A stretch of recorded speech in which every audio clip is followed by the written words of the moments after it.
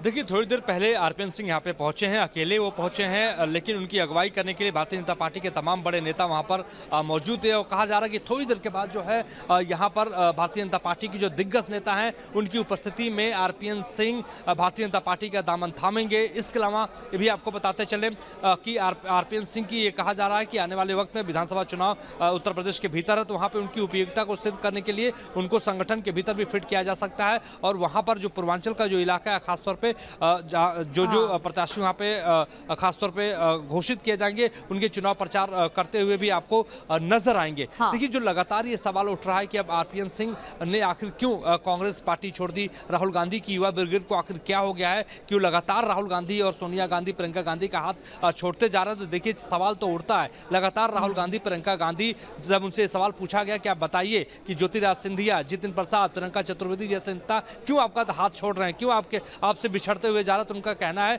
कि पार्टी की विचारधारा को ये लोग समझते नहीं है, ये लोग डरपोक हैं, इनके अंदर साहस नहीं है। तो देखिए, अब सवाल तो उठता है कि आत्ममंथन, आत्मचिंतन अब कांग्रेस को करना होगा कि आखिर क्यों आरपीएन सिंह जैसे नेता उनको छोड़कर दूसरी पार्टी में जा रहे हैं। मोहित, जिस विचारधारा की आप बात कर रहे हैं, विचारधारा मुझे लगता है कि सिर्फ लोगों को सुनाने के लिए होती है, बताने के लिए होती है, खुद के लिए शायद कोई विचारधारा नहीं होती, और खुद का जो सियासी नफा नुकसान है वो ज्यादा मायने रखता है। विकास, अगर आप बताइए क्या मैं सही कह रही हूँ? और दूसरा सवाल मैं ये जोड़ना चाहूंगी, ज्योतिरादित्य सिंधिया को हमने देखा, जितिन प्रसाद को हमने देखा, ये वो नेता थे जो राहुल गांधी की कोर टीम का हिस्सा थे, और उसी में से एक नाम आरपीएन सिंह का भी था, जिन्हें सियासत में राजद साहेब भी कहा जाता था, चूंकि राजसी परिवार से वो आते हैं। अब सवाल ये है कि इनकी भूमिका आने वाले वक्त में क्या होगी? चूंकि आप बीजेपी कवर करते रहे हैं, आप अंदर की खबरें जानते हैं, आपको क्या लगता है आने वाले वक्त में बीजेपी ने आरपीएन सिंह के बारे में क्या सोचा है?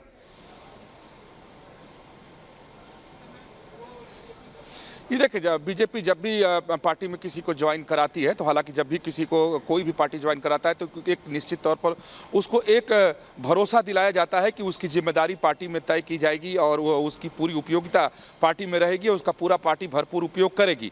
आप देखिए, ठीक चुनाव के पहले आरपीएन सिंह पार्टी में ज्वाइन कर रहे हैं और आज केंद्रीय चुनाव समिति की बैठक हो रही है। अहम बात यह है कि केंद्रीय चुनाव समिति की बैठक हो रही है, उत्तर प्रदेश के प्रत्याशियों के नामों पर आप मुहर लगाई जा रही है और आज ही ज्वाइन कराया जा रहा है। तो ये बात चर्चा में आ रही है कि आरपीएन सिंह को आज ही इसीलिए ज्वाइन कराया जा रहा है कि तत्काल प्रभाव से उन्हें पार्टी ज्वाइन करा लिया जाए, और केंद्रीय चुनाव समिति की बैठक हो रही है तो उनका नाम भी उसमें शामिल कर दिया जाए, यानी उन्हें प्रत्याशी बनाया जा सकता है। ये बातें चल रही हैं क्योंकि आज बैठक भी है और ज्वाइनिंग भी हो रहा है, तो आज ही ज्वाइन और आज ही उन्हें उम्मीदवार।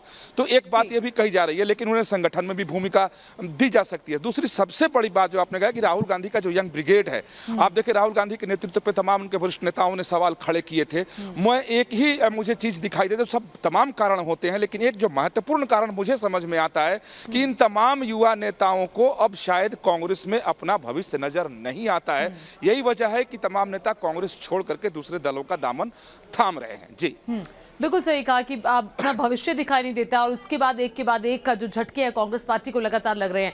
लेकिन यूपी में वोटिंग से पहले आरपीएन सिंह के कांग्रेस छोड़ने से पार्टी बैकफुट पर आ गई है। ये तगड़ा झटका है कांग्रेस पार्टी के लिए, कांग्रेस नेताओं की तरफ से आरपीएन सिंह पर। अब जबानी जंग देखिए कैसे शुरू हुई है, सुनवाते हैं आपको। मुश्किल है और ये लड़ाई साहस के साथ ही लड़ी जा सकती है, वीरता के साथ ही लड़ी जा सकती है, बहादुरी से ही लड़ी जा सकती है, क्योंकि ये लड़ाई आप एक दंभकारी सरकार, उनके अहंकार, उनकी एजेंसीज, पूंजीवाद, हर तरह के लांछन के खिलाफ लड़ रहे हैं, और इसको लड़ने के लिए बूता चाहिए। और जैसा कि प्रियंका जी कहती हैं, कायर इस लड़ाई को लड़ नहीं सकते। जो जहां जा रहा है, हम उनको बिल्कुल अपनी ओर से शुभकामनाएं देते हैं उनके उज्जवल भविष्य की, और हम आशा करते हैं कि शायद उनको समय रहते ये पता चलेगा कि लड़ाई लड़ना, शिद्दत से लड़ाई लड़ना वीरों की निशानी है। देखिए, सारे के सारे नेता सत्ता के लिए अब कुछ भी कर सकते हैं। हाँ, इनसे फायदा या नुकसान शुद्ध रूप से कांग्रेस को या भाजपा को उतना ही होना है जितना अपर्णा बिष्ट के जाने से समाजवादी पार्टी और भाजपा को हुआ है। और इस वक्त हमारे साथ हमारे दो सहयोगी लगातार बने हुए हैं। मोहित राज दुबे भी लगातार बने हुए हैं और विकास चंद्रा भी मौजूद है। मोहित, आपके पास आऊंगी। कांग्रेस पार्टी आप कवर करते हैं और आपने देखा है कि कैसे एक एक करके नेता कांग्रेस पार्टी का दामन छोड़ रहे हैं। कोई बीजेपी में जा रहा है, कोई टीएमसी में जा रहा है, कोई समाजवादी पार्टी में जा रहा है, अलग अलग पार्टी का हिस्सा बन रहे हैं। और ये जो अभी आरपीएन सिंह को लेकर कांग्रेस पार्टी की प्रतिक्रिया आई है, मुझे लगता है ये एक्सपेक्टेड भी था। जब भी कोई नेता जाता है इसी तरह का बयान सामने आता है।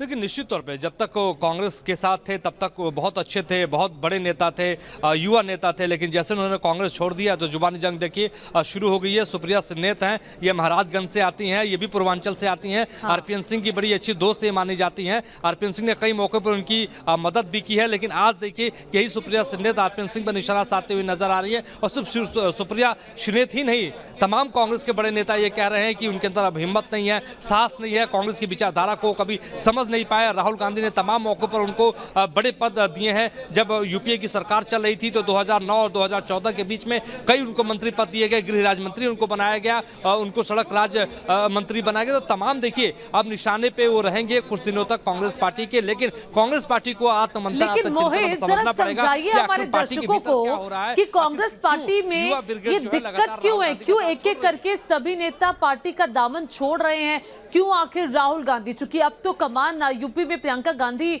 ने संभाल ली है, क्यों अपने नेताओं को रोक नहीं पा रही हैं? भले ही अभी हाल ही में इमरान मसूद गए हों और इधर पश्चिमी उत्तर प्रदेश से दो बड़े जाट नेता भी गए हैं, अब आरपीएन सिंह का भी नाम है, क्यों अपने नेताओं को रोक नहीं पा रहे? क्या नेताओं की अपनी इच्छा है, अपना भविष्य दिखाई नहीं दे रहा, या फिर वो इतने ज्यादा आहत हो गए हैं आला कमान से कि उनकी सुनी नहीं जाती, या वहां कुछ होता हुआ दिखाई नहीं दे रहा इन नेताओं को?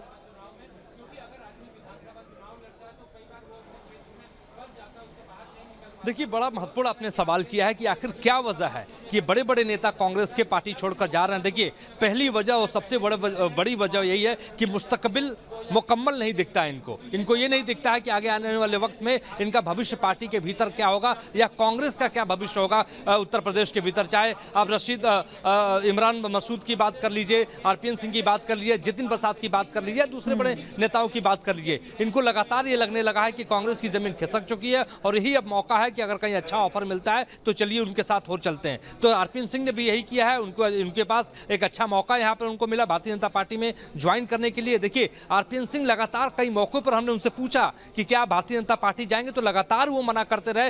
लेकिन प्रधानमंत्री नरेंद्र मोदी की नीतियों की कभी बुराई करते हुए नजर नहीं आए। वो लगातार ये कहते रहे कि भारतीय जनता पार्टी बहुत बेहतर काम कर रही है, भारतीय जनता पार्टी की जमीनी जो है सच्चाई है वो बहुत मजबूत है, जमीन उसकी उत्तर प्रदेश में लगातार ये स्थिति मुझे लगता है अभी हाल ही की स्थिति में, अभी थोड़ी देर पहले उनके कुछ बयान सुन रही थी जिसमें ताबड़तोड़ वार उन्होंने किए हैं, खुद प्रधानमंत्री मोदी को निशाने पर लिया। लेकिन अब वहीं उसी बीजेपी में वो जा रहे हैं, अब किस तरह से उनकी जो जबान है वो बदलेगी, उनके बयान किस तरह से बदलेंगे, ये भी देखना दिलचस्प होगा। विकास बन रही है हमारे साथ, मोहित भी लगातार बने हुए। एक छोटे से ब्रेक के लिए रुक रहे हैं।